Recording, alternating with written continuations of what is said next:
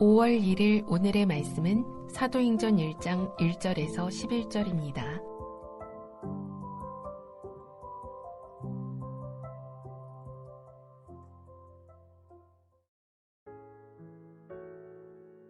데오빌로여, 내가 먼저 쓴 글에는 물은 예수께서 행하시며 가르치시기를 시작하신부터 그가 택하신 사도들에게 성령으로 명하시고 승천하신 날까지의 일을 기록하였노라. 그가 고난 받으신 후에 또한 그들에게 확실한 많은 증거로 친히 살아계심을 나타내사 40일 동안 그들에게 보이시며 하나님 나라의 일을 말씀하시니라. 사도와 함께 모이사 그들에게 분부하여 이르시되 예루살렘을 떠나지 말고 내게서 들은 바 아버지께서 약속하신 것을 기다리라. 요한은 물로 세례를 베풀었으나 너희는 몇 날이 못되어 성령으로 세례를 받으리라 하셨느니라.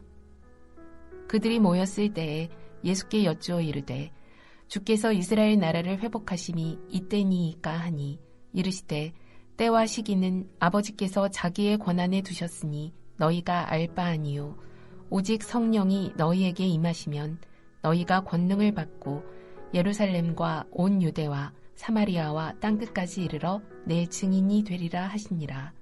이 말씀을 마치시고 그들이 보는데 올려져 가시니 구름이 그를 가리어 보이지 않게 하더라. 올라가실 때에 제자들이 자세히 하늘을 쳐다보고 있는데 흰옷 입은 두 사람이 그들 곁에 서서 이르되 갈릴리 사람들아, 어찌하여 서서 하늘을 쳐다보느냐. 너희 가운데서 하늘로 올려지신 이 예수는 하늘로 가심을 본 그대로 오시리라 하였느니라. 사도행전 1장 1절에서 11절 말씀을 함께 묵상하도록 하겠습니다. 5월, 6월 묵상 본문은 사도행전입니다. 그래서 오늘은 사도행전을 어떤 관점으로 읽으면 좋을지 설명하면서 본문을 살펴보도록 하겠습니다. 사도행전을 이해하려면 사도행전이 누가복음의 후편인 것을 잊으면 안 됩니다. 본문 1장 1절에 보면 데오빌로요, 내가 먼저 쓴 글에는 이라고 시작하죠. 이는 사도행전 전에 먼저 쓴 글이 있다는 것이지요. 먼저 쓴 글이 바로 누가복음입니다. 그러니 사도행전 전편은 누가복음이죠. 그러니 누가복음의 주제를 살펴보는 것은 사도행전을 이해하는 데 귀중한 도움을 줍니다. 누가복음 1장 1절에서 3절을 제가 읽겠습니다. 우리 중에 이루어진 사실에 대하여 처음부터 목격자와 말씀에 일꾼된 자들이 전하여 준 그대로 내력을 서술하려고 붓을 든 사람이 많은지라. 그 모든 일을 근원부터 자세히 미루어 살핀 나도 데오빌로 각하에게 차례대로 써 보내는 것이 좋은 줄 알았노니, 누가는 사도행전 전편인 누가복음에서 누가복음을 데오빌로에게 보냈다고 하지요. 데오빌로의 뜻은 하나님을 사랑하는 사람이란 뜻입니다. 많은 주석가들은 데오빌로가 기독교로 개종한 지 얼마 안 되는 로마의 고급 관리로 보고 있습니다. 아마도 회심한 로마의 고급 관리가 데오빌로가 아닐까 합니다. 그 데오빌로가 예수님과 제자 공동체에 지대한 관심을 보인 것이지요. 그래서 누가는 누가복음을 데오빌로 각하에게 보낸 것이지요. 데오빌로 각하에게 보낸 내용은 예수 그리스도로 이루어진 역사적 사실입니다. 이 역사적 사실이 무엇인가요? 예수님의 탄생과 행하심과 가르침과 십자가의 고난과 죽음과 부활과 승천입니다. 누가는요, 데오빌로 각하에게 예수 그리스도를 통하여 이루어진 역사적 사실, 이 모든 것을 자세히 기록하여 보낸 것이지요. 그 역사적 사실이 누가복음입니다. 그런데요, 흥미로운 것은 누가가 누가복음과 비슷한 분량으로 누가복음의 후편격인 사도행전을 또 기록하여 보내고 있다는 것입니다. 이것이 의미하는 바는 누가복음에서 그리스도의 역사가 끝나는 것이 아니라 계속되고 있다는 말이지요. 오늘 매일 성경의 제목도 예수님의 계속되는 사역이라고 했는데요. 하나님의 역사가 예수님의 승천으로 마무리되는 것이 아니라 계속해서 하나님의 역사가 지속되고 있다라는 것이죠. 그 하나님의 역사, 그리스도의 역사가 교회를 통해서 이루어지고 있는데 그 역사를 사도행전을 통해서 드러내고 있는 것입니다. 누가복음과 사도행전은 같은 역사적 관점을 가지고 있습니다. 그리고 주제도 통일되어 있습니다. 두 권의 책으로 되어 있을 뿐 하나의 주제로 연결된 책이 바로 누가복음과 사도행전입니다. 그렇다면 누가복음과 사도행전을 관통하고 있는 통일된 주제는 무엇일까요? 누가는 사도행전 1장 1절에서 5절에 누가복음과의 연결을 시도하고 있죠. 즉, 먼저 쓴 책이 있는데 이 책은 그 이야기가 이어진다는 것이지요. 먼저 쓴 책의 내용이 바로 1절, 2절에 기록되어 있습니다. 무릇 예수께서 행하시며 가르치시기를 시작하신부터 그가 택하신 사도들에게 성령으로 명하시고 승천하신 날까지의 일을 기록하였노라. 누가는 먼저 쓴 글에 예수님의 행하심과 가르치심이 기록되어 있다고 말하지요. 이 누가복음을 요약하면서 사도행전도 예수님의 행하심과 가르침의 연장선상에 있다고 기록하고 있는 것이지요. 그러니 사도행전은 승천 이후 예수님의 역사에 대해서 기록하고 있는 것입니다. 그러므로 사도행전은 예수님의 행하심과 가르침을 빼고는 기록될 수 없습니다. 사도행전은 누가복음과 같이 예수님의 행하심과 가르침이 기록된 역사입니다. 예수님의 부활과 승천하심으로 예수님이 이 땅에 존재하지 않다라고 말하는 것이 아니라 예수님이 여전히 실제하시며 예수님께서 이 땅에 계시며 그리고 교회를 통해서 역사하고 있다는 것들을 사도행전을 통해서 보여주고 있는 것이지요. 그래서 톰 라이트는 사도행전에 나타난 예수님을 이렇게 표현합니다. 예수님은 점점 희미해지는 기억으로서가 아니라 살아있고 실제인 왕이자 주로 선포되며 알고 사랑하고 순종하고 따를 수 있는 존재, 이 세상에서 계속해서 행동하는 존재로 소개되고 있습니다. 라고 하였습니다. 이 말은 옳습니다. 사도행전은 승천하여 이 땅에 계시지 않는 예수님이 아니라 이 땅에 여전히 성도와 함께 하시며 성도에게 소망을 주시며 교회의 주인 되신 예수님의 역사를 그대로 기록하고 있습니다. 여전히 성도에게 다가오셔서 성도를 위로하시며 교회에게 강력한 순종을 권고하시는 예수님이 드러납니다. 그러니 누가복음을 예수행전 1이라고 한다면 사도행전은 예수행전 2로 생각해야 하는 것이죠. 그렇다면 이런 질문을 던질 수 있습니다. 승천하신 예수님이 어떻게 교회와 함께 계시며 성도와 동행하시는가? 승천하신 예수님이 어떻게 우리와 함께 하는가? 승천하신 예수님이 어떻게 교회를 이끌어 가시는가? 하는 질문을 던질 수 있지요. 그 답이 3절에서 4절에 기록되어 있습니다. 예수님은 승천하시기 전에 제자들에게 가장 중요한 것을 가르치셨고요. 또 한 가지 당부와 명령을 하십니다.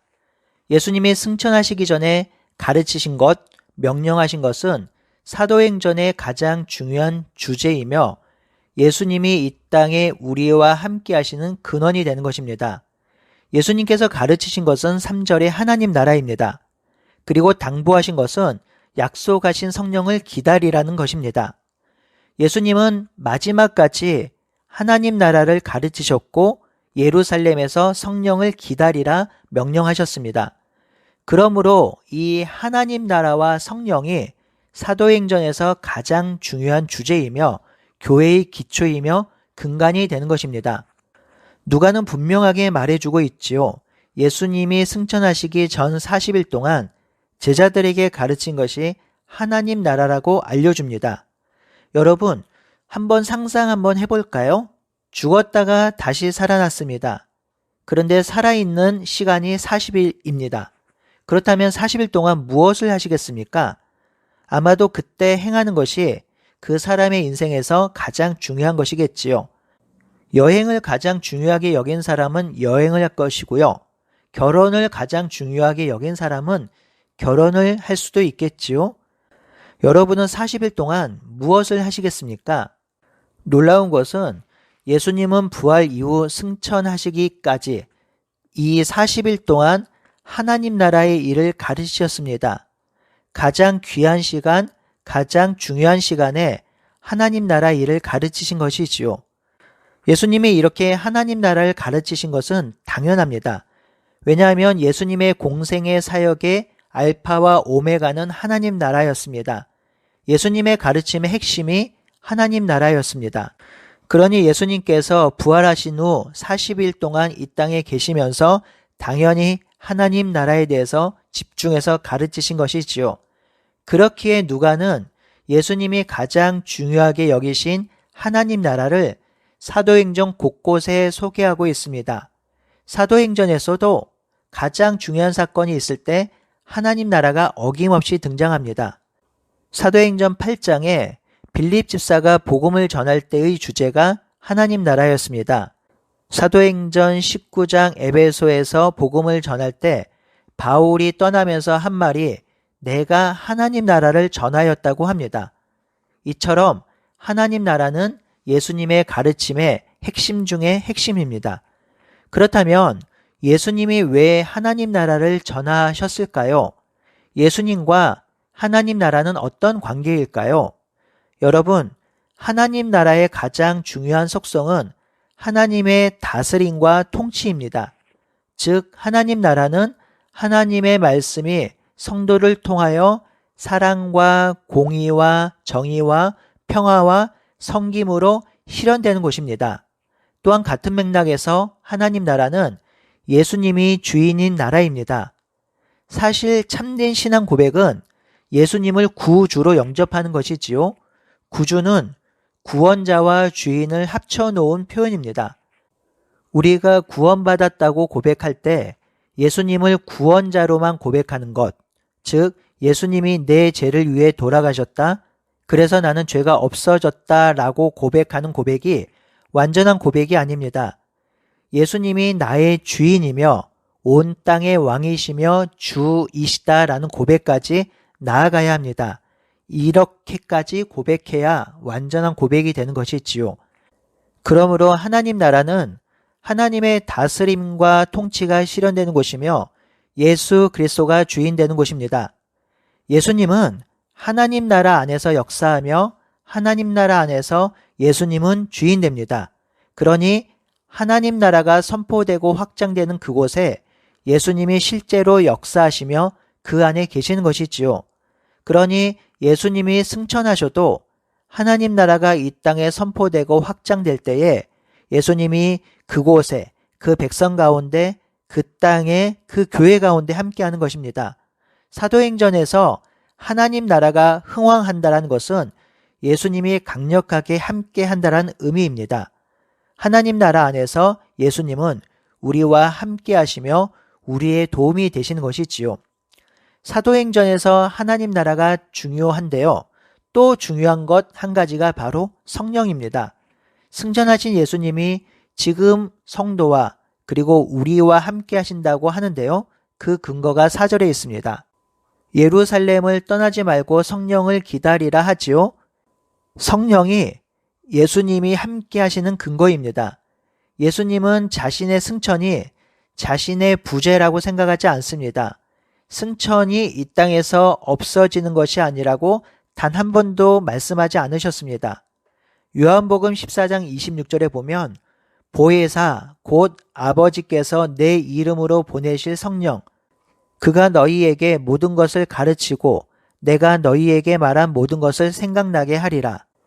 요한복음 15장 26절 내가 아버지께로부터 너희에게 보낼 보혜사 곧 아버지께로부터 나오시는 진리의 성령이 오실 때에 그가 나를 증언할 것이요 라고 합니다. 예수님이 승천하시면 하나님의 보혜사 성령님을 보내주셔서 예수님께서 하신 말과 행동을 기억나게 하신다고 하지요. 진리의 성령이 오시면 그 성령이 예수님을 기억나게 하시고 예수님을 증언하게 하실 것이라 하셨습니다. 그래서 예수님의 떠나심, 즉 승천이 상실이나 슬픔이 아니라 기쁨이 되신다고 하신 것입니다. 자신이 떠나야 그 백성 가운데 성령을 통해서 언제나 함께 하실 수 있다고 하신 것이지요. 그렇습니다. 예수님은 육신의 몸으로 오셨기 때문에 물리적인 제한이 있습니다. 시간과 공간을 초월할 수 없습니다. 하지만 승천하신 후 성령이 오시면 그 성령께서 인간을 예수님과 연합시켜 주십니다. 성령께서 예수님 안에 거하십니다. 성령께서 예수님과 더불어 살게 하십니다. 성령께서 예수님의 말씀을 기억나게 하시며 성령께서 예수님의 증인으로 살게 하십니다. 그러니 예수님께서 당부하는 것이지요. 하나님 아버지께서 약속하신 성령을 기다리라 하는 것입니다. 그러므로 사도행전이 예수행전인 이유는 바로 성령께서 예수님을 드러내고 예수님 안에 거하시며 예수님의 증인으로 살게 하시기 때문이지요. 그래서 제자들은 성령이 임하시기 전에 어떤 사역도 하지 않습니다. 이미 3년 동안 예수님과 먹고 마시면서 그의 가르침을 받은 능력을 가진 이들이었지만 성령이 아니고는 복음에 대해서 한마디도 선포할 수 없었습니다. 하지만 오순절에 성령님이 오시자 그들은 복음을 선포하며 교회를 세웠던 것입니다. 우리는 성령 시대에 살고 있습니다. 이미 성령이 임하셨습니다. 그렇기에 우리가 기대하는 것은 성령의 임함이 아니라 성령의 충만함입니다. 예수님께서 기뻐하시는 교회, 예수님의 증인으로 살려면 성령을 기대하며 성령의 충만함을 덧입어야 합니다. 하나님께서 기뻐하는 교회, 사도행전적 교회를 꿈꾼다면 우리가 제일 먼저 해야 할 것은 바로 성령의 충만함입니다. 그렇다면 이 성령의 충만함으로 우리가 사역하고 살아가려면 어떻게 해야 할까요? 앞으로 살펴보겠지만 이 성령의 충만과 가장 밀접한 것이 바로 기도입니다. 어쩌면 오래 믿은 우리들에게 진부한 표현일 수 있지만 이것만큼 강력한 도전도 없습니다. 우리는 기도하지 않고서는 사실상 아무것도 할 수 없습니다. 하나님은 기도하는 교회를 통해서 교회를 세우십니다.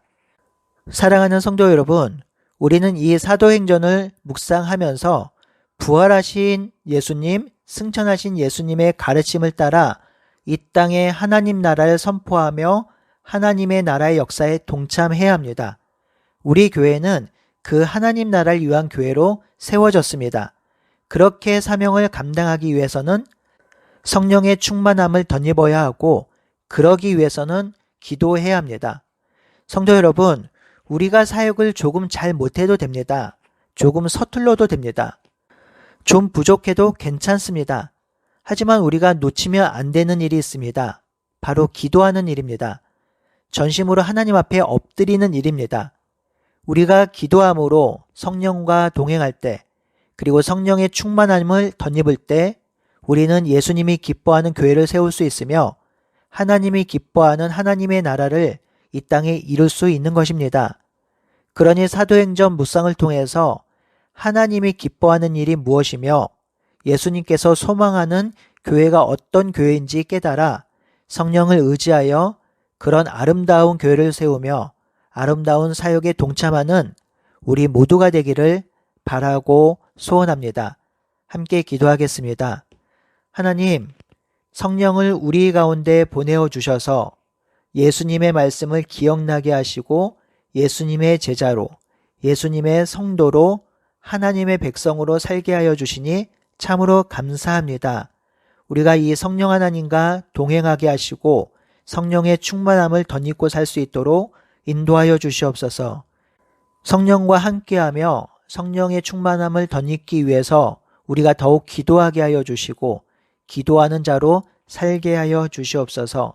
살아계신 예수님의 이름으로 기도드리옵나이다. 아멘.